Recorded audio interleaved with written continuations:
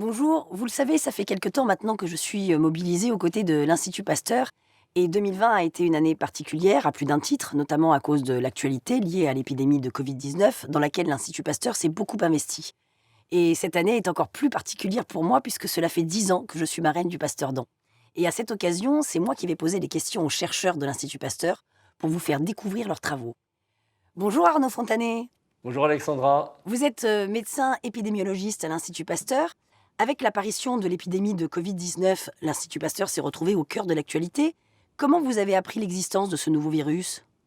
Très simplement, une dépêche envoyée par les autorités chinoises et l'Organisation mondiale de la santé qui nous apprenait le 30 décembre 2019 qu'il y avait un foyer de pneumopathie atypique dans la ville de Wuhan, en Chine. Et comment l'Institut Pasteur s'est mobilisé sur ce sujet? Alors tout d'abord, ça a été l'équipe du Centre national de référence des virus respiratoires de Sylvie van der Werf qui a mis au point un test diagnostic en moins de 10 jours pour permettre le diagnostic des patients suspects de cette nouvelle maladie sur le territoire français.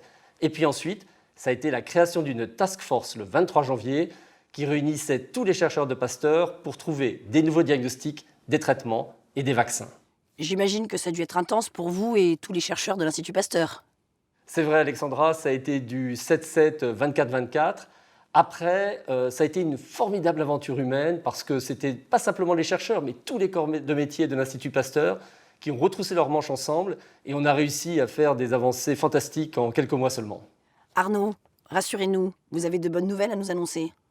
Eh bien, Alexandra, vous savez, j'ai l'habitude d'être direct avec vous. Alors, je vais vous dire le fond de ma pensée.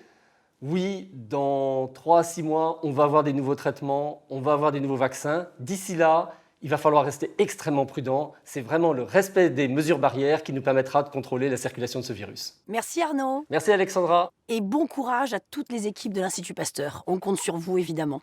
Et n'oubliez pas, pour soutenir les chercheurs de l'Institut Pasteur, vous pouvez faire un don sur pasteurdon.fr. Merci.